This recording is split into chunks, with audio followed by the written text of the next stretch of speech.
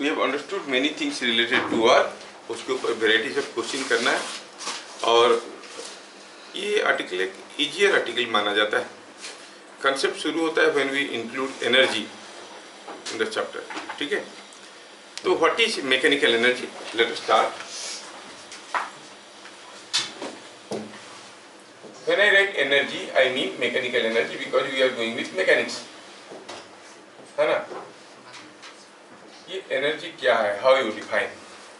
You say it is the ability to do work. It is the ability to do work. कुछ basic points हमें लिखें। It is the ability to do work. मतलब जिसके पास energy है वही काम कर सकता है, जिसके पास नहीं है वो काम नहीं कर सकता है। जिसके पास एनर्जी है वो काम करेगा eight the expense of energy, मतलब उसका एनर्जी घटेगा। समझ में आ रहा है? ये सब चीज़ें समझ में आ रहा है फ्रॉम द सिंगल स्टेटमेंट। जिसके पास एनर्जी है वही काम कर सकता है, और दूसरा है जो नहीं है वो काम नहीं कर सकता। और जिसके पास एनर्जी है वो अगर वर्क करेगा, he will do the work at the expense of energy. तो तुम कुछ भी काम करते हो, मैं हाथ उठाया तो मेरे अंदर जो एनर्जी था थोड़ा बहुत घट गया। समझ में? ठीक है। अब ये जो एनर्जी है ये बेसिकली तीन किस्म की होते हैं मैकेनिकल एनर्जी। एक होता है काइनेटिक एनर्जी, नाम तो सुने होंगे। फिर होता है पोटेंशियल एनर्जी, तीसरा प्रेशर एनर्जी। ठीक है, लेकिन हम लोग मैकेनिकल एनर्जी वाला ये चैप्टर में प्रेशर एनर्जी को कभी बुक में नहीं पाओगे, कहीं लिखते भी नहीं है। क्या होता है pressure energy? The product of pressure and volume. मान लो कि कोई बैलून रखा है, उसमें गैस भरा हुआ है, उसके ऊपर कोई चीज़ रखे हैं, अगर वो बैलून फटेगा तो वो चीज़ फेंका जाएगा। तो उसकी जो एनर्जी था वो एनर्जी उसको ये कन्वर्ट कर दिया, डिड सम वर्क। तो ऐसा प्रेशर एनर्जी हमारे काम में तब आता है जब कोई चीज़ का प्रेशर बदल सकता है। कैसे निकालते हैं इसको? इसे product of pressure and volume. हम लोग रिजिड बॉडी की बात कर रहे हैं। रिजिड बॉडी के केस में तो वॉल्यूम फिक्स रहता है। पेन को मैं फेंकूँ, किधर भी घूम घाम के आएगा, इसका प्रेशर वॉल्यूम फिक्स्ड है। वॉल्यूम फिक्स्ड है तो इसके अंदर जो प्रेशर है वो भी फिक्स्ड है और एनर्जी उसका फिक्स्ड है। इसका मतलब इसके अंदर जो प्रेशर एनर्जी है वो मैनिफेस्ट नहीं हो रहा है। समझ में? नहीं हो रहा है तो हम उसको काउंट में नहीं लेते, क्योंकि वो जैसे था हमारे पास वैसे ही रहता है। लेकिन अगर कोई बॉडी कंप्रेसिबल है, लाइक गैस हो या फ्लूइड्स हो, उसके केस में प्रेशर के कारण जो एनर्जी उसको भी हम लोग अकाउंट में लेते हैं। तो when we will talk about energy associated with fluid, हम काइनेटिक एनर्जी, पोटेंशियल एनर्जी के साथ साथ प्रेशर एनर्जी को भी पढ़ेंगे। लेकिन अभी सॉलिड बॉडी है, रिजिड बॉडी है, और उसका प्रेशर एनर्जी तो है लेकिन वो मैनिफेस्ट नहीं हो रहा है, तो इसलिए उसको काउंट में हम लोग नहीं लेते। जैसे मान लो कि आपकी शार्ट में बहुत सारे पॉकेट्स हैं। ठीक है, एक पॉकेट में 2000 का रुपया है नोट और उसको सी दिया गया है, और दूसरे पॉकेट में भी कुछ कुछ पैसा है। आप गए मार्केट, कुछ खरीदे, वापस आए, कितना पैसा खर्चा किया, तो आप क्या हिसाब करोगे? जो लूज पॉकेट थे उसमें कितना था और अब कितना है, इसको क्यों बेकार के हिसाब में जोड़ोगे? तो जितना था उतना ही है कि नहीं? तो प्रेशर एनर्जी बदल नहीं रहा है, मैनिफेस्ट नहीं हो रहा है, तो इसको हम अकाउंट में नहीं लेते, but that energy is there.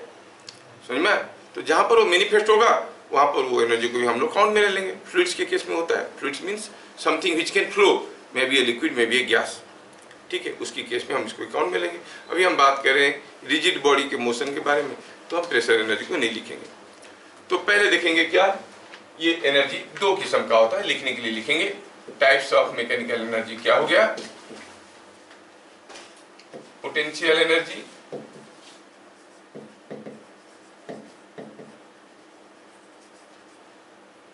Kinetic energy,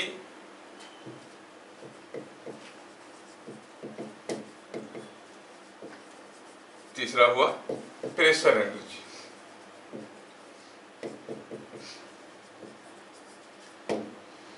potential energy क्या है? The energy possessed by a body due to its position. कौन सा पोजीशन में है उसके ऊपर डिपेंड करके ये काम कर सकता है। जैसे मैं बताऊं कि सपोजिंग यहाँ पर कोई टेबल पे कोई एक चीज रखा गया है। ठीक है, ये टेबल है, टेबल के ऊपर एक चीज रखा गया है, कोई ब्लॉक रखा गया है। That block is attached to another block. ये जो दूसरा ब्लॉक है वो यहाँ पे है इसीलिए क्या करेगा, ये इसको खींचेगा और ये नीचे आएगा। ये नीचे आएगा मतलब it is capable of doing some work, it is capable of moving this one. तो इसके पास कुछ एनर्जी है। अगर ये ब्लॉक यहाँ पे नहीं होता, फ्लोर पे होता, तो मूव करवा पाता क्या? नहीं। डिपेंडिंग अपॉन इट्स पोजीशन, कितना ज्यादा वर्क करेगा डिपेंड करता है कितने ऊपर है, उसके हिसाब से करेगा, है कि नहीं। और अगर ये 2 kg का है या 50 kg का है, अकॉर्डिंगली फोर्स भी डालेगा। But only force can not do work, displacement is required. तो position of this block will decide how much energy it has. समझ में आया क्या? अच्छा, तो डिपेंडिंग अपॉन द पोजीशन, कोई बॉडी के पास कुछ एनर्जी है जिसको हम कहते हैं पोटेंशियल एनर्जी। ये तुम्हारा बुक वाला डेफिनेशन है, मेरा डेफिनेशन कुछ अलग रहेगा, हम लोग देखेंगे, ठीक है। दूसरा हुआ काइनेटिक एनर्जी। काइनेटिक एनर्जी क्या है? The energy possessed by a body because of its motion. अगर यहाँ पे कोई एक ब्लॉक मूव कर रहा है, कोई एक ब्लॉक यहाँ पर मूव कर रहा है, आप सामने उसके कुछ रख दोगे तो ढकेलते हुए ले जाएगा, क्योंकि ढकेलते हुए ले रहा है मतलब it is capable of doing some work. और जब ढकेलते हुए ले जाएगा, ऑब्वियसली इसका स्पीड बढ़ जाएगा कि घट जाएगा कि बराबर रहेगा? घट जाएगा, तो इसका एनर्जी भी घट जाएगा। So it is doing some work at the expense of energy.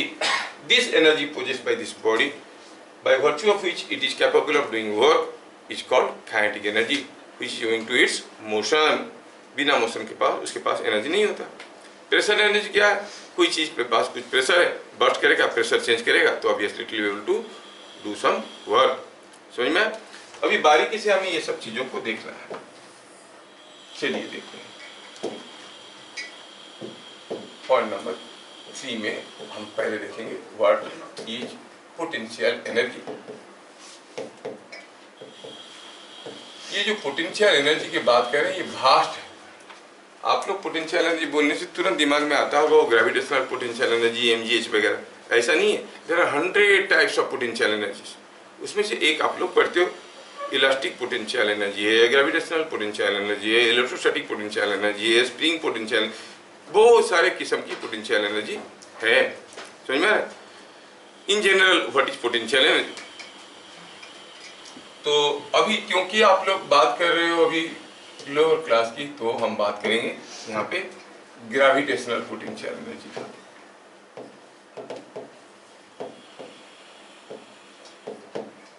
पहला हुआ potential energy of a body is the energy associated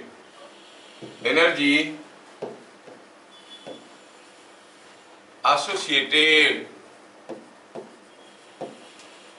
with its position। ठीक है,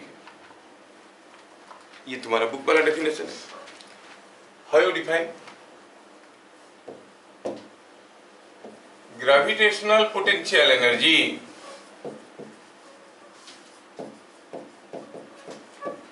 of a body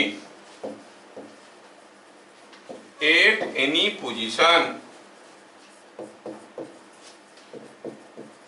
with respect to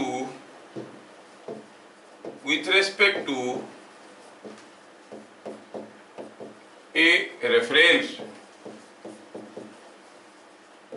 is defined as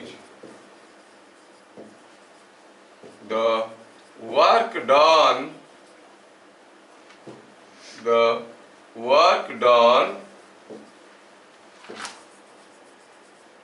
against gravity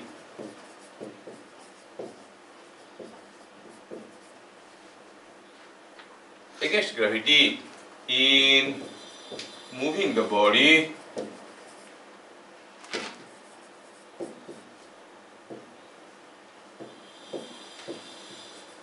from point of reference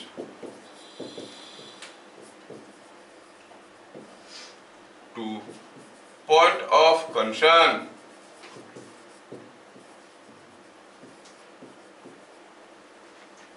through any path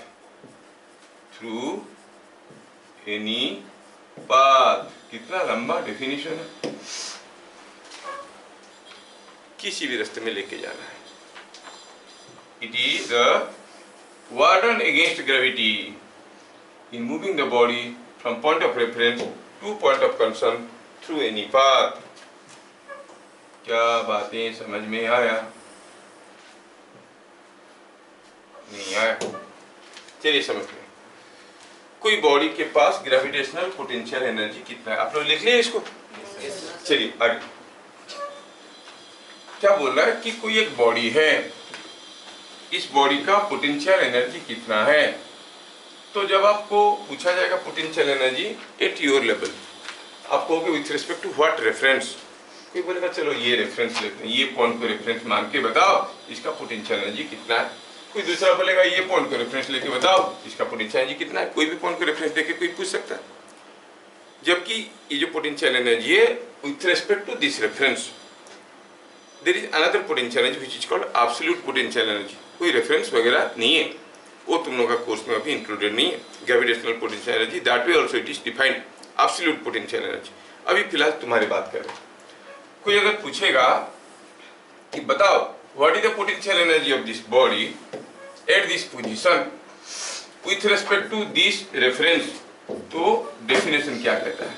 ये reference definition कहता है it is defined as the work done against gravity. Gravity के against में क्या work हुआ? In moving the body from point of reference to point of concern. ये body को reference point से कंसर्न पॉइंट में लेने में, यहां से यहां तक लेने में वर्क डन अगेंस्ट ग्रेविटी कितना हुआ? जो भी हुआ वही है पोटेंशियल एनर्जी यहाँ का। And statement doesn't end here. Through any path you can take it like this, और you can take it like this, or you can take it like this. Any path you follow, you will see work done against gravity will be same. समझ में आया? क्या होगा? mg into displacement in the direction of mg है नहीं? तो समझ में आया gravitational potential energy with respect to reference का मतलब क्या हुआ? क्या रौनक को भी समझ में आया? Yes sir. हाँ, तो कोई बॉडी का पोटेंशियल एनर्जी यहाँ पर पता करना है, तो हमें क्या करना है? उसको रेफरेंस से यहाँ तक लेके जाना है। Whatever is the work done against gravity that is the potential energy. कौन से रास्ते में? किसी भी रास्ते में ले सकते हैं। ऐसा फोर्सेस जिसके चलते जो work is independent of the path followed are called conservative forces. कुछ चीजें मैं स्किप करके बता रहा हूँ, सारा चीज बताएंगे तो डिफरेंशिएशन वगैरह आ जाएगा, विल बी कंफ्यूजिंग। कुछ फोर्सेस है उनके चलते कितना वर्क हुआ यहाँ से यहाँ तक लेने में, वो डिपेंड करता है कि कहाँ से कहाँ तक लिए, किस रास्ते में लिए, उससे कोई मतलब है ही नहीं। आप ये ब्लॉक को यहाँ से उठा के ऐसे ऐसे करके लो, या सीधा लो, या ऐसे घुमा के ऊपर से लाओ, every case will see work done against gravity same, so it is independent of the path followed. तो ऐसा फोर्स को हम कहते हैं कंजर्वेटिव फोर्स। मैं अभी नहीं बता रहा हूँ तुमको कंजर्वेटिव फोर्स क्या है, नॉन कंजर्वेटिव फोर्स क्या है, खाली बोल दिया आते आते फ्लो में निकल गया, नहीं बोलना चाहिए था। समझ में? हाँ, कभी कभी होता है ना, क्योंकि चीजें तो लाइंस बिटवीन लाइंस रह जाता है। एनीवे, चलिए अगर आपको समझ में आ गया कि potential energy is work done against gravity, तो थोड़ा सा एग्जांपल लेते हैं और समझने की कोशिश करते हैं। Suppose I choose this as my reference, और मान लो कि कोई ब्लॉक है जिसका मास m है, वो कहाँ है? It is suppose at a height h1, ये h1 हाइट में है। और कोई दूसरा ब्लॉक है जो कि है कुछ यहाँ पे, इसका मास m मान लो, ये कहाँ है? एट ए डेप्थ h2, ये h2 नीचे है। मैं जानना चाहता हूँ what is the potential energy of this block, what is the potential energy of this block with respect to this same reference.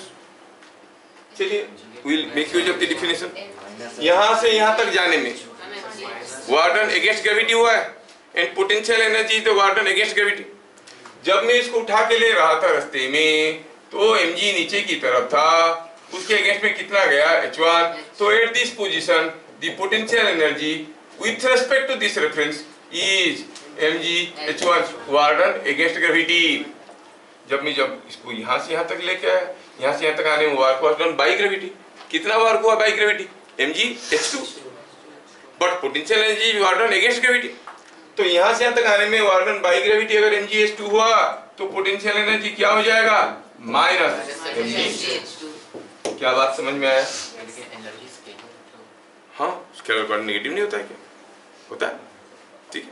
Temperature negative नहीं होता है, होता है। जैसे मैं पूछूंगा पेन का पोटेंशियल एनर्जी क्या है, with respect to floor it is positive, with respect to roof it is negative. समझ में आया क्या? तो अब हम बात करें किसी बॉडी का पोटेंशियल एनर्जी का विथ रेस्पेक्ट टू रेफरेंस। क्या बातें समझ में आया?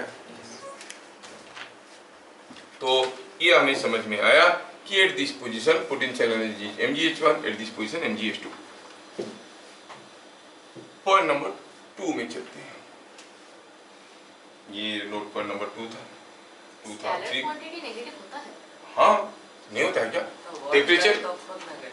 टेम्परेचर नहीं होता नेगेटिव है, बहुत कुछ होता है नेगेटिव। स्केलर क्वांटिटी नेगेटिव भी हो सकता है, पॉजिटिव भी हो सकता है। स्पीड नहीं होता है, बात अलग है। स्केलर क्वांटिटी नेगेटिव होता है। Point number 3।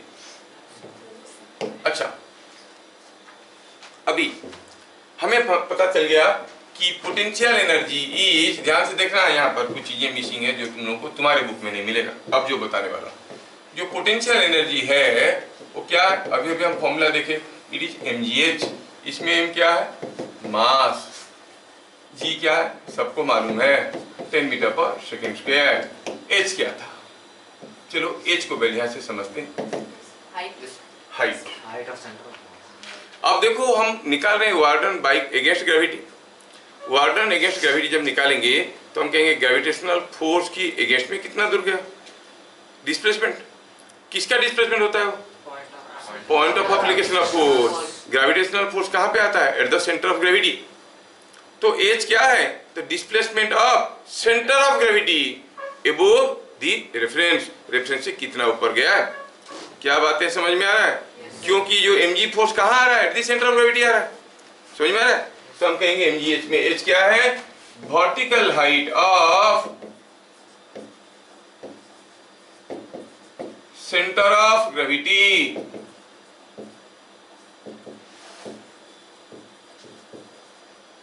above the reference। ठीक है। जैसे मैं छोटा सा एग्जांपल देता हूं कि अगर ये रेफरेंस है, ये है हमारा रेफरेंस, ये है reference, with respect to this reference यहाँ पर कोई अगर एक मास m रखा है और इसका ये हाइट h है, तो पोटेंशियल एनर्जी सबको मालूम है with respect to this reference plus mgh और माइनस mgh, प्लस mgh। इसको हम रेफरेंस मान रहे हैं। अगर सेम रेफरेंस लेके मैं बात करूं किसी एक डंडे की जो कि कुछ ऐसे रखा है, डंडा आप खड़ा है जिसका मास m है और हाइट तो h है, ये दोनों का हाइट बराबर है। अब इसका पोटेंशियल एनर्जी क्या है? इसका पोटेंशियल एनर्जी हो गया mgh, जबकि इसका पोटेंशियल एनर्जी क्या हो जाएगा? Potential energy will be mgh। h क्या है? Vertical height of centre of gravity. इसका सेंटर ऑफ ग्रेविटी कहाँ है? यहाँ है। कितने दूर पे? h/2 में, तो इट इज mgh/। समझ में आ रहा है क्या? If it is a point mass तो हम ये कर लेते हैं, स्कूल में काम निपट जाता है। लेकिन हमें समझ में आना चाहिए कि we are talking about work done against gravity, मतलब we have to account for the displacement of point of application of gravitational force which is the centre of gravity. तो हमें देखना है कि सेंटर ऑफ ग्रेविटी कितना गया। क्या बात समझ में आया? ये और हम जानते हैं कि यूनिफॉर्म ग्रेविटेशनल फील्ड में सेंटर ऑफ ग्रेविटी और सेंटर ऑफ मास बराबर है। मतलब कोई भी बॉडी अगर आपको दे देंगे आप उसका पोटेंशियल एनर्जी आसानी से बता सकते हो, because you know how to find out the distance of centre of mass. Distance पता चल गया तो सब कुछ निकल जाएगा। क्या बात समझ में आया? समझ में आया तो मुझे आप ये केस में बताओ। सपोजिंग मैं आपको कुछ एग्जांपल देता हूँ। सपोजिंग हम कहेंगे ये है रेफरेंस और यहाँ पे कोई एक डंडा ऐसे खड़ा है। आई हैव ए डंडा स्टैंडिंग लाइक दिस। ठीक है, ये डंडा ऐसे खड़ा है। चल ठीक है, डंडा ऐसा खड़ा है और यह है कि एंगल थीटा है, इसका मास m है, लेंथ l है।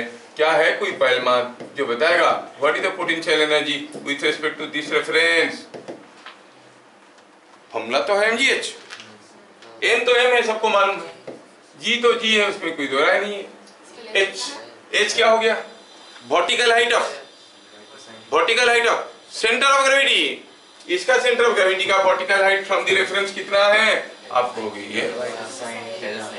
Are you getting? अगर ये l है तो ऑब्वियस है कि ये लेंथ हो जाएगा l/2 और ये हो जाएगा l/2 sin theta, so it is l/2 sin theta.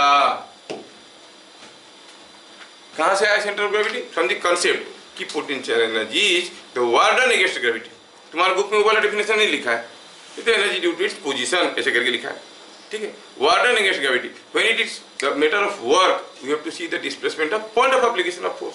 कौन सा पॉइंट में आ रहा है, समझ में आया? तो it is coming out to be mg l/2 sin theta. चलिए मैं आपको एक दूसरा एग्जांपल देता हूँ। अच्छा, ये जो एनर्जी है उसका यूनिट क्या है? It is same as joules. तुम लोग जानते हो तो मैं छोटी मोटी चीज नहीं बताता हूँ। वर्क का और एनर्जी का यूनिट दोनों का जूल्स है ना। और स्केलर क्वांटिटी है कि वेक्टर क्वांटिटी है? Scalar quantity. तो थोड़ा यहाँ पर नोट्स के लिए सिर्फ only for the sake of notes हमें लिख लेना चाहिए। It is a scalar quantity, है ना। तो ये था, इससे पहले लिखना चाहिए था यहाँ पे। एनर्जी इज स्केलर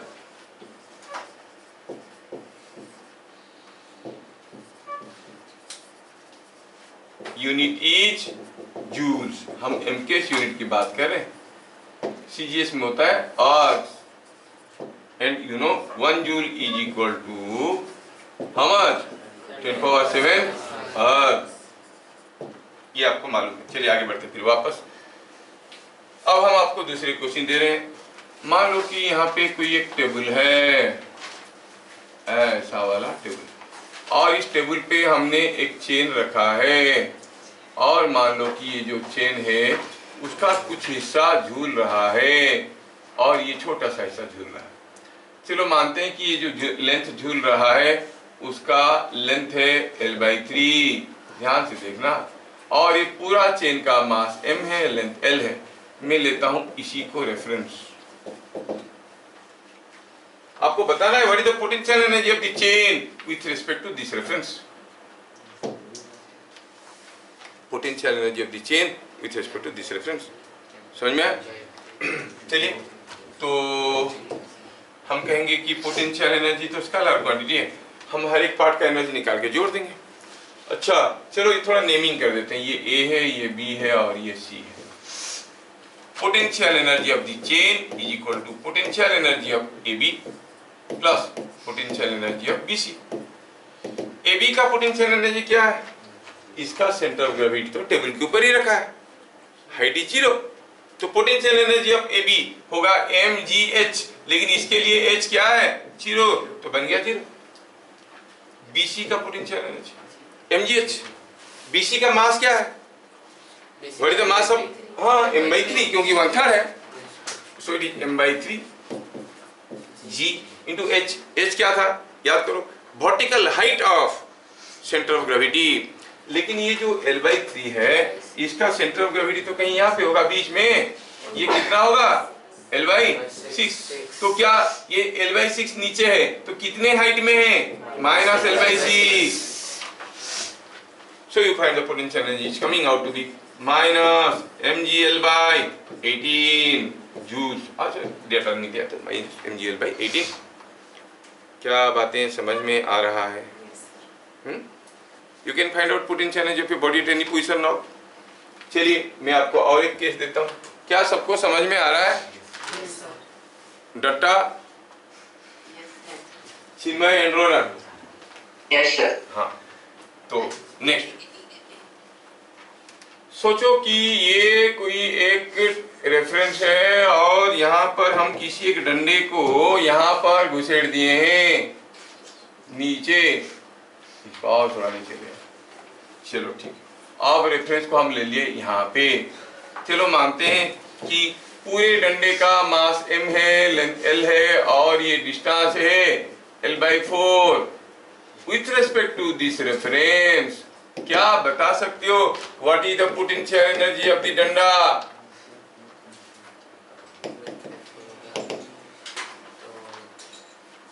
ऊपर वाले का नीचे वाले का दोनों को निकाले जोड़ो, या फिर पूरे का एक साथ निकालो, क्या फर्क पड़ता है?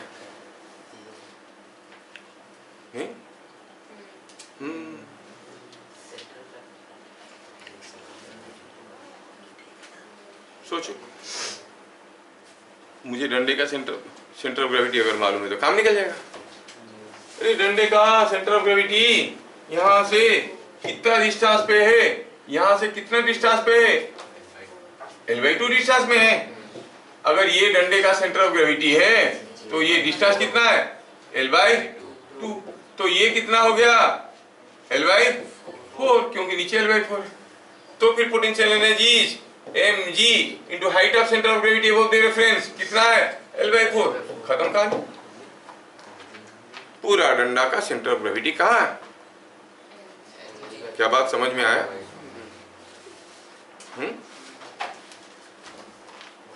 सोचो कि किसी डंडे ने, ये डंडा जो है ये कुछ इस पोजीशन में है, इस पोजीशन में इसका पोटेंशियल एनर्जी ज्यादा है कि इसको अगर हमें घुमा के कुछ ऐसे कर देता हूँ, ऐसे ले आओ, इसको घुमा के थोड़ा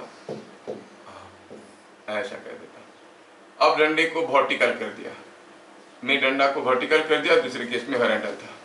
ये देखो, आपको बताना ये है कि कौन से केस में डंडे के पास ज्यादा पोटेंशियल एनर्जी है, पोजीशन 1 में कि पोजीशन 2 में, क्योंकि सेंटर ऑफ ग्रेविटी तो वही है जहां था। किसी को भी रेफरेंस ले लो, है ना, तो आप कहोगे with respect to any reference, किसी भी रेफरेंस को ले लो, potential energy of bar in position 1 और in position 2 is the same। क्या बातें समझ में आ रहा है? डंडे को हॉरिजॉन्टल रखो या वर्टिकल रखो, क्योंकि सेंट्रल ग्रेविटी जहां था वही है, तो पोटेंशियल एनर्जी में कोई बदलाव नहीं आएगा। क्या बात समझ में आ रहा है? ठीक है।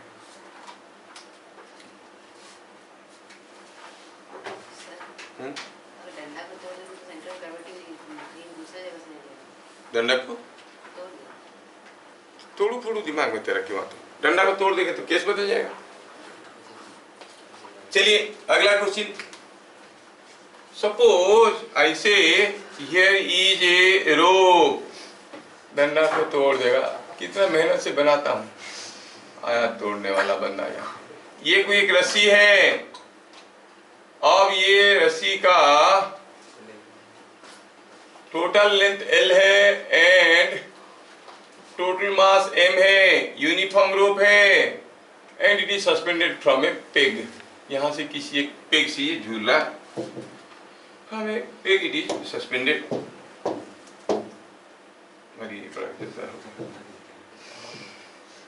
ये ऐसा है, डंडा यहां से झूल रहा है, दिया है कि ये डंडे का मास है M, लेंथ सॉरी ये जो रोप है इसका टोटल मास है M, लेंथ L, और आपको पूछा गया है कि बताओ with respect to this reference इसका पोटेंशियल एनर्जी क्या है। If total mass of rope is M and total length is L, then potential energy की रेफरेंस मेंशन कर दिया गया है, कितना होगा, mgh। m तो m है, g तो g है, h क्या है, very the centre of gravity L/4 में, है ना। तो ये कहाँ है, यहाँ पे है, क्योंकि ये जो यूनिफॉर्म रोप है तो ये डिस्टेंस कितना हो जाएगा, अगर पूरा लेंथ L है तो ये आधा L/2 और ये L/4, so it is mg L/4। समझ में आ रहा है ना? चलो ये भी समझ में आ गया। Now we talk about change in potential energy.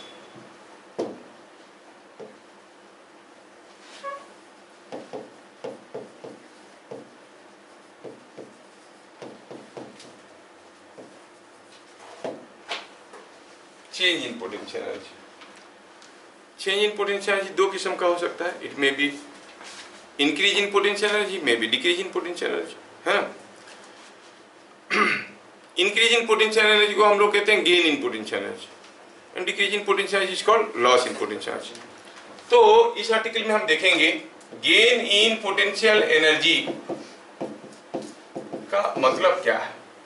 Gain in potential energy का मतलब हुआ final potential energy minus initial potential energy, और इनिशियल माइनस फाइनल. क्या करेंगे, तुम कुछ बिजनेस किए, कुछ गेन हुआ, कितना गेन हुआ, फाइनल माइनस इनिशियल की initial minus final. So you say gain in potential energy is always final minus initial potential energy, है ना. अब दूसरा हुआ loss in potential energy. Loss in potential energy का मतलब हुआ कितना लॉस हो गया, कुछ बिजनेस किए और लॉस हो गया, कितना लॉस हुआ, initial minus final. So you see it is initial potential energy minus final potential energy. हम जानते हैं कि energy is ability to do work. The agent who does work he does it at the expense of energy, and when he does work its energy decreases. Loss in gravitational potential energy कब होगा, जब gravity does work. Gain in potential energy कब होगा, when work is done against gravity. समझ में आया क्या, तुम वर्क करोगे तो तुम्हारी एनर्जी घटेगा. तो हम ऐसा भी कह सकते हैं कि gain in potential energy is equal to work done against gravity, और लॉस इन पोटेंशियल एनर्जी मतलब वर्क डन बाय ग्रेविटी. क्या मेरी बात समझ में आ रहा है. ये पेन को मैं नीचे लाया, इसका पोटेंशियल एनर्जी बढ़ा कि घटा, लेकिन मैं तो रेफरेंस नहीं बताया. पोटेंशियल जाने के लिए रेफरेंस कुछ भी ले सकते हैं, लेकिन हम देख रहे हैं कि जब इसको नीचे लाए work is done by gravity तो पोटेंशियल एनर्जी घटा होगा. आप किसी को भी रेफरेंस ले लो, पोटेंशियल एनर्जी घटेगा ही घटेगा. ग्राउंड को रेफरेंस ले लो, ज्यादा था कम हुआ. ऊपर को रेफरेंस ले लो, पहले it was less negative, now it is more negative. As it is below the reference it is negative. जब यहाँ पे था with respect to roof it was less negative mg minus h, और नीचे आया तो more negative. More negative is always lesser than less negative. So हम क्या देख रहे हैं कि work done by gravity always refers to loss in potential energy. समझ में. और work done against gravity is gain in potential energy. अब इंटरेस्टिंग बात हुआ कि ये पेन का मास अगर m है, इसको मैं h नीचे लाया तो पोटेंशियल एनर्जी घटा कि बढ़ा, work is done by gravity और अगेंस्ट ग्रेविटी. बाय ग्रेविटी करें तो ग्रेविटेशनल पोटेंशियल एनर्जी घटेगा. Again you are confusing, sir किसको रेफरेंस ले रहे, किसी को भी रेफरेंस ले लो, work is done by gravity तुम करोगे तुम्हारा एनर्जी घटेगा. समझ में आ रहा क्या. तो इसको जब यहाँ से यहाँ तक लाएंगे work is done by gravity potential energy घटेगा. कहने का मतलब हुआ the loss in potential energy does not depend upon where you take the reference, और gain in potential energy does not depend upon where you take the reference. It all depends कि from where to where you are going. जैसे मैं आपको बता दूं, suppose ये कोई एक ब्लॉक है और इस ब्लॉक को यहां से यहां पर लाया गया. ये था पोजीशन 1, ये था पोजीशन 2. पहला केस में मैं कैलकुलेट कर रहा हूं टेकिंग दिस एज रेफरेंस. चलो मानते हैं कि ये डिस्टेंस है 3 मीटर और ये डिस्टेंस है 5 मीटर. दूसरे केस में ये हो गया केस 1. दूसरे केस में आई टेक रेफरेंस हियर, और ये डिस्टेंस है 4 मीटर और ये डिस्टेंस है 4 मीटर. ये रेफरेंस 1, रेफरेंस 2. अब ये दोनों ही ब्लॉक की केस में मैं पोटेंशियल एनर्जी निकालना चाहता हूं with respect to reference 1 and 2. With respect to reference 1, potential energy at the initial potential energy क्या है, कोई बॉडी यहां से यहां पर आया है, ठीक है. लॉस इन पोटेंशियल एनर्जी हुआ, कितना हुआ जानना चाहते हैं. विथ रिस्पेक्ट टू रेफरेंस 1, अगर रेफरेंस 1 लेंगे तो तो जो लॉस इन पोटेंशियल एनर्जी है, लॉस इन पोटेंशियल एनर्जी है, ये हो गया initial minus final. Initial potential energy कितना था बताओ? अगर मास m है तो 3mgh। फाइनल पोटेंशियल एनर्जी कितना था? नीचे है 5 माइनस mg माइनस 5 और m क्यों लिखेंगे माइनस 5mg। क्या बात समझ में आया? तो कितना हुआ? It is coming 8mg। तो अगर रेफरेंस 1 लेके हम निकाले what is the loss in potential energy, कितना है? 8mg। रेफरेंस 2 लेंगे, with respect to reference 2 loss in potential energy, अगर कोई बॉडी को यहां से यहां तक लाया गया है, ए से बी तक लाया गया है, लॉस इन पोटेंशियल एनर्जी कितना हो जाएगा? It is again initial minus final. Initial, ये कौन है? फिर हाँ, तो ये initial potential energy minus final potential energy. Initial potential energy क्या था भैया जब वो यहाँ पर था? 4mg माइनस, अब नीचे कितना था? ये तो नीचे था, कितना नीचे था? ये कुछ 4 मीटर नीचे था। Again it is coming out to be minus 4mg। क्या मिला? दोनों ही केस में loss in potential energy is same and it is not depending upon reference. यहाँ ले लो, क्या ले लो? क्या मेरी बात समझ में आ रही है? ये एक इम्पोर्टेंट चीज है जो आपको काफी मदद करेगा न्यूमेरिकल सॉल्व करने में। किसका? वो आएगा conservation of energy, mechanical energy का। किसको रेफरेंस लेना है जानने की जरूरत नहीं, क्योंकि आप निकाल रहे हो लॉस इन पोटेंशियल एनर्जी और गेन इन पोटेंशियल एनर्जी। समझ में आया क्या?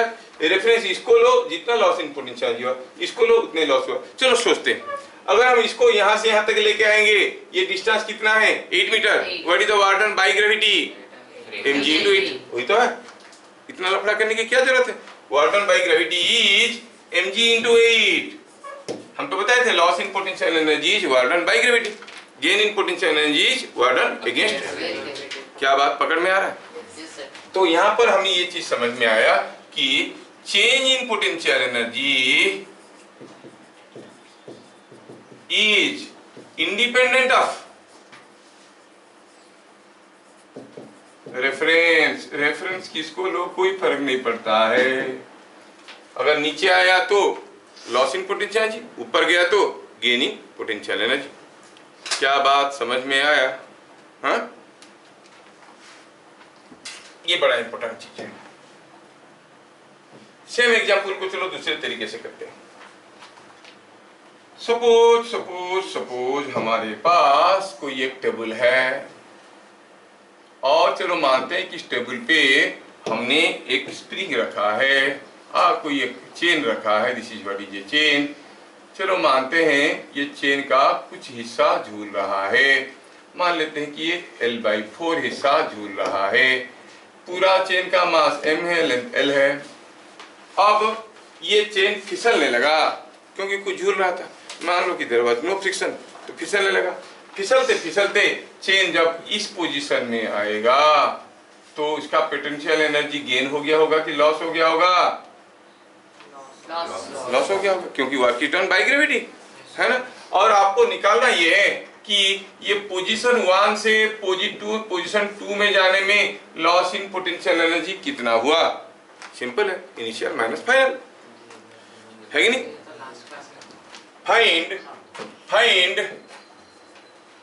Find loss in potential energy when chain slips from position 1 to position 2। Loss in potential energy पूछा है। हमारे पास दो तरीके हैं। पहला तरीका है initial potential energy minus final, दूसरा है वर्क डन बाय ग्रेविटी। दोनों तरीके से करके देखेंगे। First method, loss in potential energy is equal to initial potential energy minus final potential energy. हाँ, तो किसको रेफरेंस लिया जाएगा? अरे आप चेंज इन पोटेंशियल एनर्जी निकाल रहे हो, अपनी मर्जी का किसी को रेफरेंस ले लो, किसी को भी ले लो। मैं इसको ले लेता हूं। अच्छा, कोई बताएगा जब इसको रेफरेंस मान लेंगे, सर इसको क्यों माने, आप किसी दूसरे को मानो, कोई फर्क नहीं पड़ता, इसको रेफरेंस मान लेंगे तो ये पार्ट का पोटेंशियल एनर्जी कितना है, 0, और ये पार्ट का m/4 मास है, g सेंटर ऑफ ग्रेविटी कहाँ है, L/8 नीचे, माइनस m/4 g L/8। क्या बात समझ में आया? ये है इनिशियल पोटेंशियल एनर्जी, सबको समझ में आ रहा है? Minus final potential energy, finally जब वो इस पोजीशन में आ गया, क्या मास है, पूरा मास है, जी कहाँ है सेंटर ऑफ ग्रेविटी, यहाँ पे, कितना नीचे, L/2, तो it is minus mg L/2। क्या समझ में आ रहा है? देखो तो ये हो गया प्लस mg L/2, ये minus mg L/32, so it is coming out to be mg L/2 minus mg L/32, so it is 15 mgl/32. This is the loss in potential energy. क्या बात समझ में है? इसको निकालने का दूसरा तरीका क्या है, वर्क डन बाय ग्रेविटी। चलिए हम इस क्वेश्चन को करते हैं यूजिंग अदर मेथड। हमें तो लॉस इन पोटेंशियल एनर्जी पूछा गया था, कैसे निकाले इसको, किसको किसी से कोई मतलब नहीं।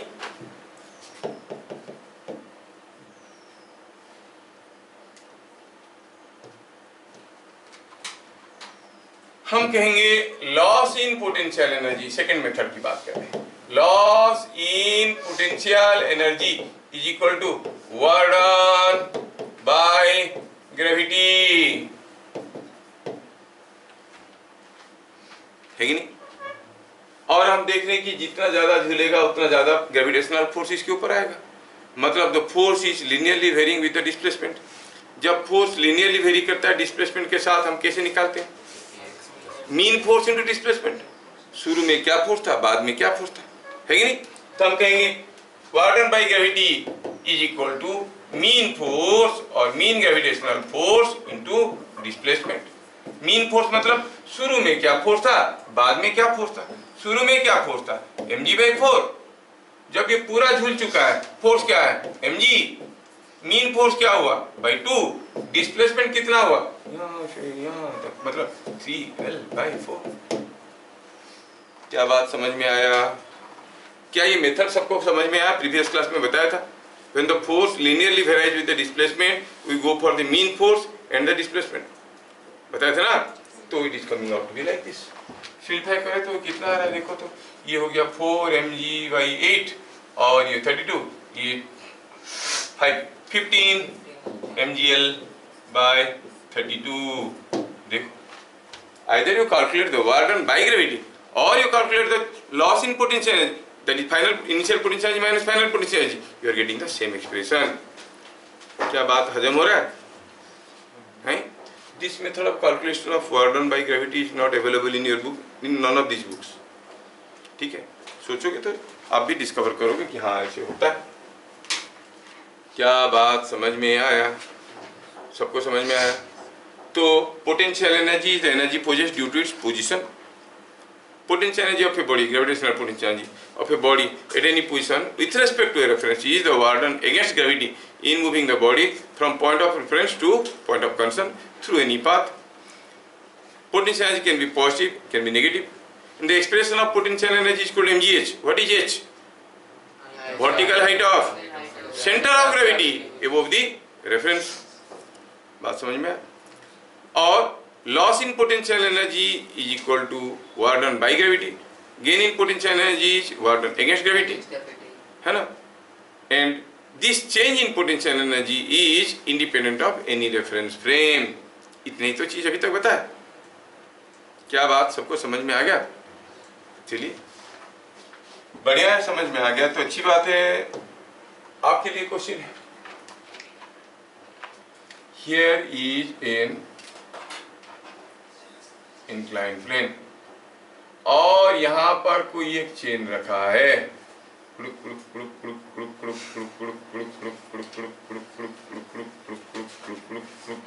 ये है L/2 हिस्सा, ये है L/2 हिस्सा, टोटल मास m है, और दिया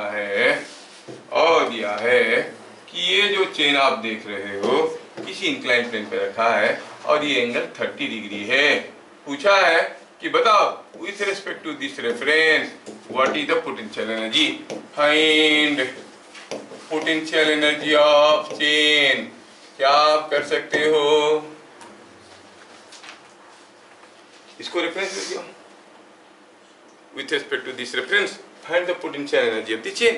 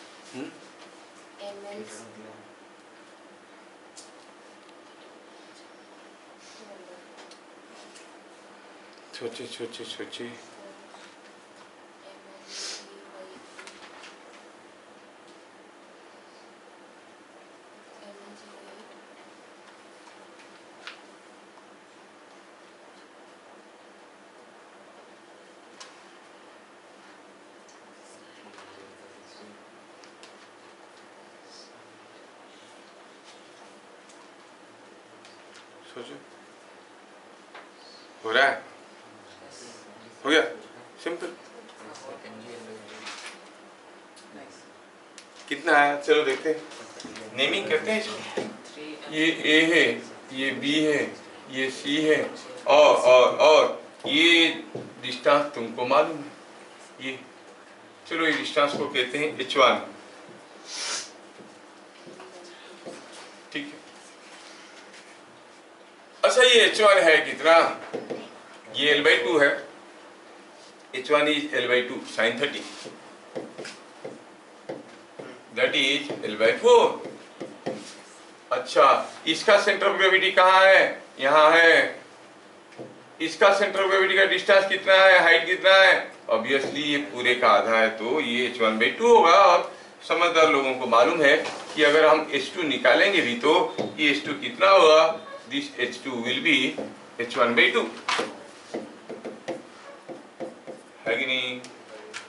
अब potential energy is equal to potential energy of AB plus potential energy of BC। AB का पोटेंशियल एनर्जी क्या है, AB का पोटेंशियल एनर्जी क्या है, ये मास m/2 है G h1, BC का क्या है, इसका भी m/2 है G h2, h1 h2 का वैल्यू डालो, you get the value of potential energy of the chain with respect to this reference। समझ में आया क्या, दोनों का पोटेंशियल एनर्जी निकाल दिए, जोड़ दिए। आप यहाँ से m/2 इंटू जी को बाहर ले लो, अंदर रहेगा h1 प्लस h2, जबकि h2 is h1/2, so it is 3mg/4 h1 और h1 इज l/4, तो डाल दो कितना आ गया, ये 3mgl/16 आया। ये हो गया आपका potential energy.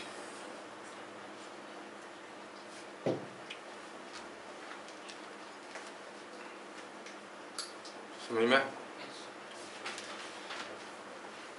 Suppose I give you one more case. Suppose यहां पर एक डंडा है, क्या लेंथ का मालूम नहीं है, ये ऐसा है, ये ऐसा है, और इसका लेंथ है सपोज समथिंग लाइक 4 मीटर, और चलो L1, इसका लेंथ है L1। अच्छा, और यहाँ पर कोई एक दूसरा डंडा है जो इसके साथ जुड़ा हुआ है, लुक केयरफुली, इसका लेंथ कितना है, चलो इसका मास है m1, लेंथ L1, इसका mass m2, length L2। Please sincerely listen to the question. क्या बात समझ में आया, दो डंडे को इसे जोड़े, एक का मास m1, दूसरे का लेंथ L1, दूसरे का m2 L2, और फिगर में दिखाया गया है कि डंडे को हम इक्विलिब्रियम में रख सकते हैं ऐसे, द डंडा इज इन इक्विलिब्रियम। ठीक है, कितने दूर पे रखे? आप कहोगे कि डंडा को ऐसे रखा गया, ये डिस्टेंस जो है दिया गया है, ये डिस्टेंस दिया है। कितना दिया है ये डिस्टेंस? ये डिस्टेंस दिया है, suppose it is given something like 4L1/5 दिया है। क्या दिया है? Length at which this is at equilibrium is 4L1/5। हो सकता है कुछ भी, है कि नहीं, डिपेंडिंग अपॉन दी मासेस, क्योंकि मासेस मालूम नहीं। तो ये डंडा अब इक्विलिब्रियम में है। क्या बात समझ में आया? अगर इस डंडे को मैं लेता हूं,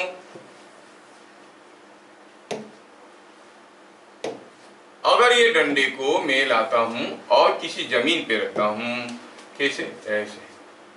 नाउ द डंडा इज ऑन ग्राउंड।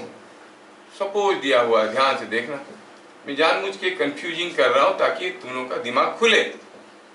अब ये डंडा ऐसा रखा है, कहाँ रखा है? किसी एक जमीन पे रखा है, इट इज ऑन ग्राउंड। पूछा है कि बताओ what is the potential energy of the डंडा with respect to this reference, और ये एंगल दे दिया थीटा, कुछ होगा। नाउ द डंडा is on ground kept like this. You are asked to find out. Look at this figure and tell the potential energy in this case.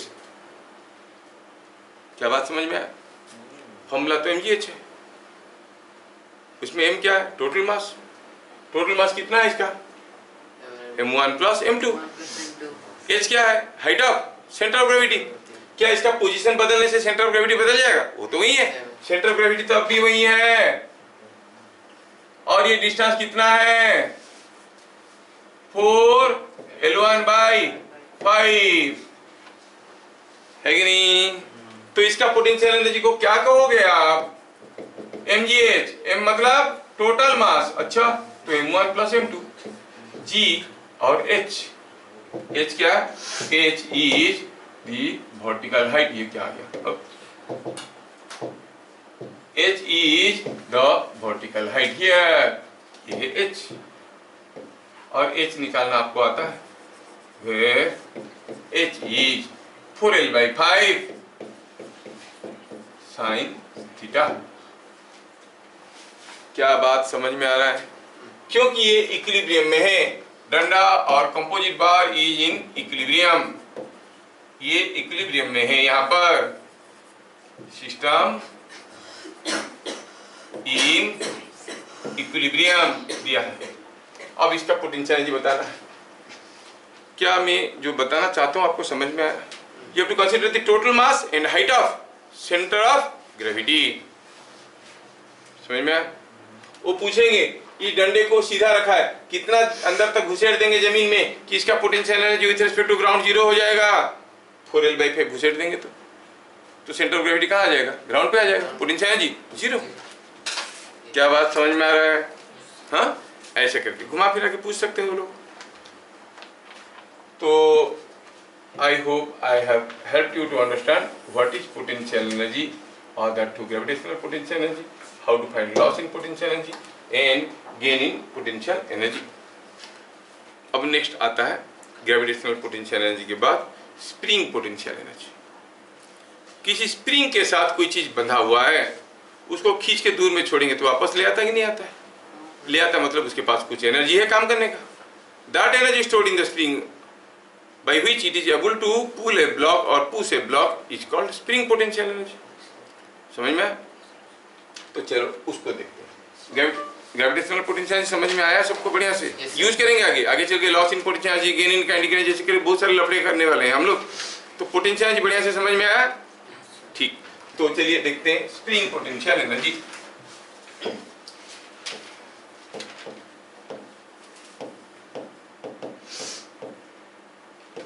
Energy stored in a spring at any deformation. Deformation means maybe elongation, maybe compression, is called spring potential energy। हाँ, अगर कोई एक spring है और उसके साथ कोई एक ब्लॉक अटैच्ड है, ये ब्लॉक अटैच्ड है, अगर ये ब्लॉक को मैं पकड़ के खींच लेता हूँ, थोड़ा सा इधर छोड़ दूंगा तो वापस आ जाएगा, छोड़ देने से वापस आ जाता है। It is capable of driving the block, it is capable of doing work on the block bye it's the energy store. इसका मतलब इसमें कुछ एनर्जी है। तो स्प्रिंग में क्या एनर्जी होगा? जब वो नेचुरल लेंथ में, क्या वो ब्लॉक को आगे पीछे कर सकता है? नहीं। जब spring is at natural length, वो तो ब्लॉक के ऊपर कोई फोर्स दे ही नहीं रहा है। आइदर स्प्रिंग इज कंप्रेस्ड और एलोंगेटेड, तभी उसमें कुछ एनर्जी रहता है। तो that's why I have written energy stored in a spring at any deformation. जब स्प्रिंग को डिफॉर्म कर दिया गया है, आइदर एलोंगेट कर दिए और कंप्रेस कर दिए, तब उसमें जो एनर्जी है, क्योंकि बाकी वक्त में तो एनर्जी है ही नहीं, तो that is equal to called spring potential energy. तो डेफिनेशन क्या होगा? जैसे ग्रेविटेशनल पोटेंशियल एनर्जी का डेफिनेशन था, ग्रेविटेशनल पोटेंशियल एनर्जी का डेफिनेशन क्या था? Gravitational potential energy of a body at any position is defined as the work done against gravity in moving the body from point of reference to point. Same definition. जहाँ पर gravitational force था वहाँ पर कहेंगे spring force. अगर electrostatic potential energy कहेंगे तो जहाँ पर इलेक्ट्रोस्टैटिक फोर्स था वहाँ, जहाँ पर ग्रेविटेशनल फोर्स था वहाँ पर कहेंगे इलेक्ट्रोस्टैटिक फोर्स। समझ में आ रहा है? डेफिनेशन सेम है। तो क्या लिखेंगे? Potential energy stored in a spring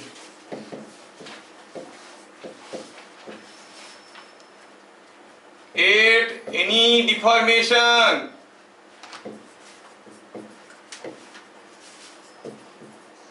is defined as the work done against, वहां पर ग्रेविटी लिखते थे, लिखेंगे spring force in deforming the spring from natural length, from natural length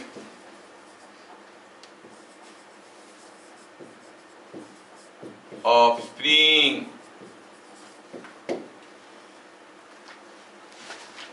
तो what is spring potential energy? देखो definition हर जगह बराबर है। It is work done against the spring force in deforming from the natural length. समझ में आया? तो क्या ऐसे देख रहे हो, समझ में आया कि नहीं आया ना? मतलब हुआ ये कि अगर हम कहेंगे कि ये कोई एक स्प्रिंग है, चलो मानते हैं ये उसका नेचुरल लेंथ है, ये उसका नेचुरल लेंथ है, ये नेचुरल लेंथ। स्प्रिंग को उसकी नेचुरल लेंथ से खींचेंगे तभी एनर्जी रहेगा उसमें। जब इसको हम इसका नेचुरल लेंथ से खींचेंगे तो ये लंबा हो जाएगा, इसको खींचेंगे तो इसमें कुछ एनर्जी स्टोर हो गया। कितना खींचें? Suppose we pull it over a distance x0। अब इसमें कुछ एनर्जी है कि नहीं? है कि नहीं? क्यों एनर्जी है? क्योंकि जब आप इसको खींच के ले रहे थे, जब आप इसको यहां से खींच के ले रहे थे, रास्ते में हर जगह स्प्रिंग फोर्स आपको सपोर्ट कर रहा था कि अपोज कर रहा था? अपोज कर रहा था। That means work was done by the spring force और against the spring force. So whenever you are deforming a spring, चाहे उसको एलोंगेट करो या कंप्रेस करो from the natural length, you have to do work against the spring force. बात समझ में आ रहा है? And work done against spring force is the spring potential energy. कोई स्प्रिंग अगर नेचुरल लेंथ में आप कंप्रेस करोगे तब भी आपको स्प्रिंग फोर्स के अगेंस्ट में वर्क करना है, एलोंगेट करोगे तब भी आपको स्प्रिंग फोर्स के अगेंस्ट में वर्क करना है। मतलब for any deformation you have to do work against the spring force. So against the spring force being the potential energy, you say spring potential energy is always positive. जबकि gravitational potential energy ऊपर गया work done against gravity, नीचे आया work done by gravity, तो कभी positive होता था कभी नेगेटिव होता था। क्या बात समझ में आया? ये ऑलवेज पॉजिटिव है। कितना? जितना वर्क हुआ। अगर मैं ये स्प्रिंग फोर्स की अगेंस्ट में अगर ये डंडे को खींचते हुए ले रहा हूं, जो वर्क होगा अगेंस्ट स्प्रिंग फोर्स यहां तक लाने में, that is the potential energy. लेकिन हम जानते हैं कि जब भी हम इसको थोड़ा सा कुछ खींचेंगे x, तो स्प्रिंग फोर्स कितना बन जाता था? अगर इसका स्प्रिंग कांस्टेंट k है तो स्प्रिंग फोर्स कितना बन जाता था, k, यू नो इट। तो स्प्रिंग फोर्स वाज k। और हमारा पहला वाला केस में जो ग्रेविटी था वो mg था, वो कांस्टेंट था। But here spring force is not constant, वो तो बदल रहा है। जब आप इसको 10 सेंटीमीटर खींचोगे, 1 सेंटीमीटर खींचने के बाद जो स्प्रिंग फोर्स था 2 सेंटीमीटर के बाद वो नहीं था, वो बढ़ गया था, 3 सेंटीमीटर बढ़ गया था। Spring force was changing, it is a variable force. And interestingly, that force is linearly varying with x or displacement. है कि नहीं? खाएगा, दूसरा पेन खाएगा, खा के देख, पेन का हाल देखो, उठा देखो तो पूरा खा के उसका टेढ़ा कर दिया पूरा। उसका जो ये होता है ना, हुक होता है, ये हुक को पूरा ऐसा कर दिया, परपेंडिकुलर पे देखा, ऐसे कर दिया, वो घूमता है, ये घूमता है। और वो घुमाने के लिए नाक से घुमाना होता है, कभी मुंह। क्या पागल हो गया। हाँ तो देखो बोलता है ये सर ये घूमता है, वो कहाँ फिक्स था, घुमा दिया इसको अभी। मेरे पास भी है। तेरे पास भी है? चलो चलो ठीक,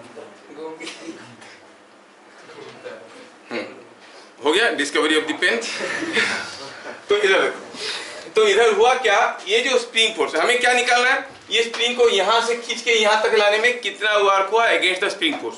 और जो स्प्रिंग फोर्स है वो तो डिस्प्लेसमेंट के साथ बदल जाता है, it was not a constant and it was equal to kx। The spring force was equal to kx, मतलब the force was linearly varying with the displacement, linearly varying with the displacement।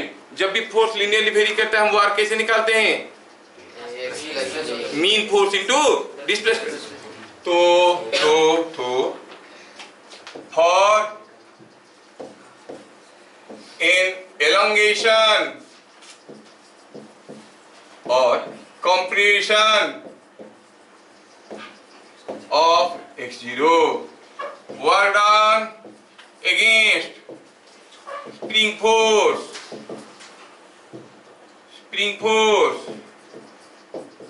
is equal to mean force into displacement। mean force मतलब शुरू में क्या force था, जब खींचना शुरू किए स्प्रिंग में फोर्स क्या था, एलोंगेट हुआ ही नहीं था, 0। तो आप कहोगे 0। जब पूरा खींच चुके हो x0 तब फोर्स कितना है, kx0। मीन फोर्स कितना हुआ, ये क्या डिस्प्लेसमेंट दिए, डिस्प्लेसमेंट दिए x0। समझ में आया क्या, it is coming half k x0 का स्क्वायर। समझ में आया क्या, this is the work done against the spring force. So what is the formula for spring potential energy, it is half के x²। अगर कोई स्प्रिंग x0 एलोंगेट हुआ है या फिर x0 कंप्रेस हुआ है, दोनों ही केस में स्प्रिंग में बराबर एनर्जी है, कितना है, हाफ के x0²। क्या बात समझ में आया। तो आपको डेरिवेशन याद नहीं रखना है, मेरा काम है बताना, बता देता हूँ। आपको याद रखना है एनर्जी स्टोर, जैसे आप पोटेंशियल एनर्जी को mgh याद रखते हो, इसको याद रखना, energy in spring is half के x0²। समझ में आया। ये फॉर्मूला कहाँ पर यूज होता है, जब हम डालेंगे कुछ में कब यूज होगा, टेस्टेड डालेंगे यूज होगा, हर जगह यूज होगा।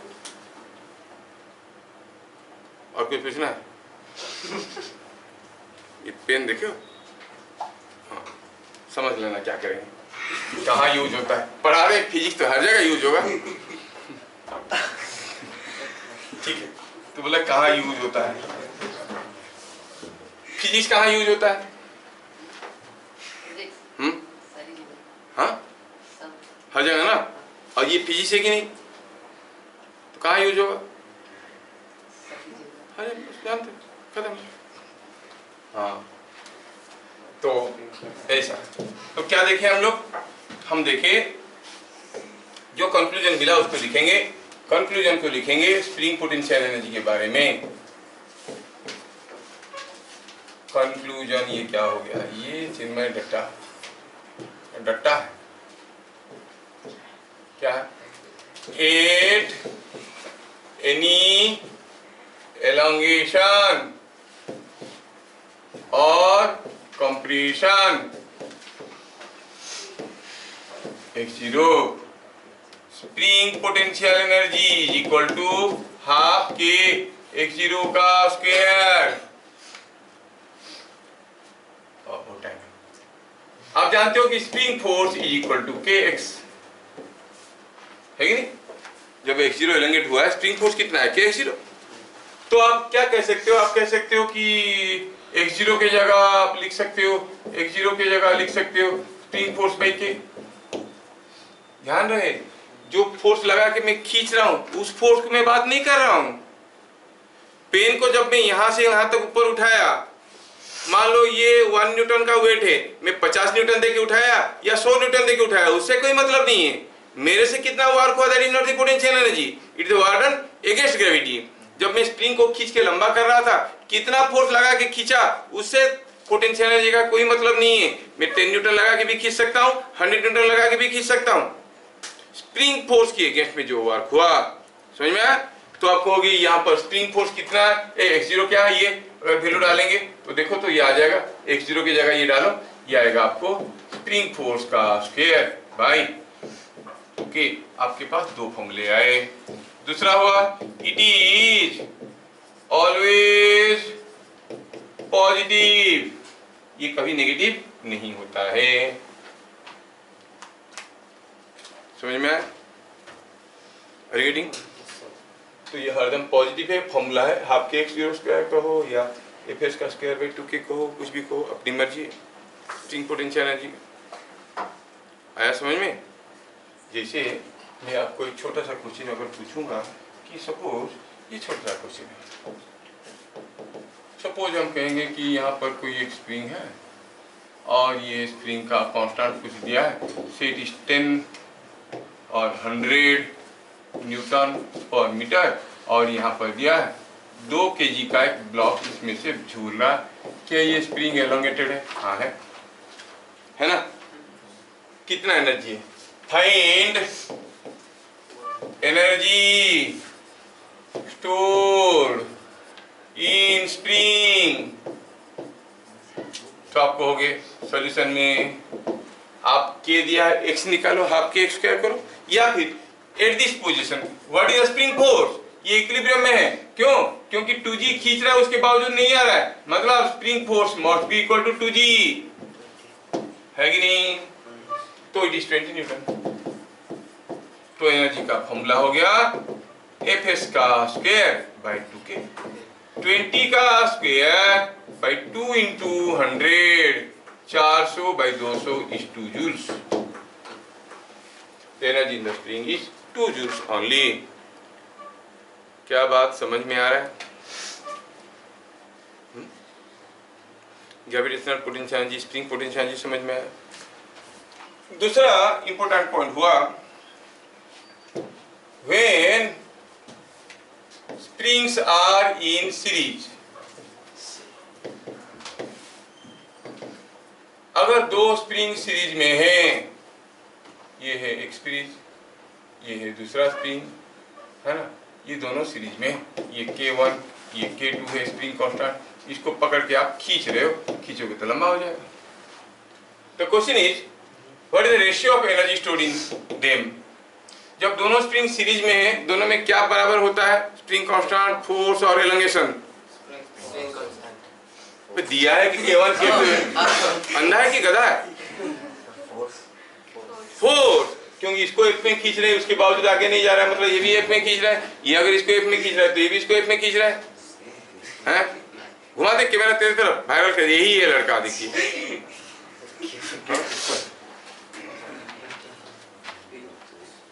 वो टीवी में आता है ना, चैन से सोना है तो जागते रहो, उस स्टेटमेंट का अब तक मुझे समझ में नहीं आया। चैन से सोना है तो जागते रहो, ये क्या बात हुआ? आता है दाढ़ी वाला टीवी में आया, देखियो, चैन से सोना है तो जागते रहो, आपके घर के आसपास चोर हो सकते हैं, जागते रहो तो फिर चैन से क्या सोना है? देखे नहीं हो तुम लोग? अच्छा, तुम लोग तो वो देखते हो कुरकुरे उरकुरे वाली चीज। अच्छा ठीक है, इसमें क्या है? हाँ, तो इसमें क्या हुआ? When springs are in series, the spring force is same in each spring। हर एक स्प्रिंग में ये स्प्रिंग बराबर है। हम लोग कंक्लूजन लिख रहे थे, कंक्लूजन में 2 पॉइंट लिखे थे, I am talking about the third point now. So energy in the first one is equal to spring force का square by 2k1. Energy in the second one spring force का square by 2k2। तो दोनों का energy का ratio क्या है? Divide करो तो एफ क्या कैंसिल हो जाएगा, मिलेगा k2 बाई k1। मतलब हार्ड स्प्रिंग होगा तो कम एनर्जी होगा, सॉफ्ट स्प्रिंग होगा तो ज्यादा एनर्जी होगा। When k is less, energy is more for the same spring force। समझ में आया क्या? k कम होगा तो एनर्जी ज्यादा होगा। दो स्प्रिंग सीरीज में लगे हैं, एक का स्प्रिंग कांस्टेंट k है, दूसरा का 2k। किस में ज्यादा एनर्जी होगा खींचने से? k में ज्यादा एनर्जी होगा, 2k में कम एनर्जी होगा। समझ में आ रहा है? क्योंकि उसका डिफॉर्मेशन भी तो कम हो रहा है। क्या बात समझ में आया? तो ये जो फॉर्मूला है ये काफी काम में लगेगा हमारा जब हम न्यूमेरिकल करने जाएंगे। तो आज मैं आपको दो किस्म की एनर्जी के बारे में पता है। एक हुआ ग्रेविटेशनल पोटेंशियल एनर्जी, दूसरा हुआ स्प्रिंग पोटेंशियल एनर्जी। अगले क्लास बताने वाला हूँ काइनेटिक एनर्जी के बारे में। उसके बाद will go for law of conservation of mechanical energy.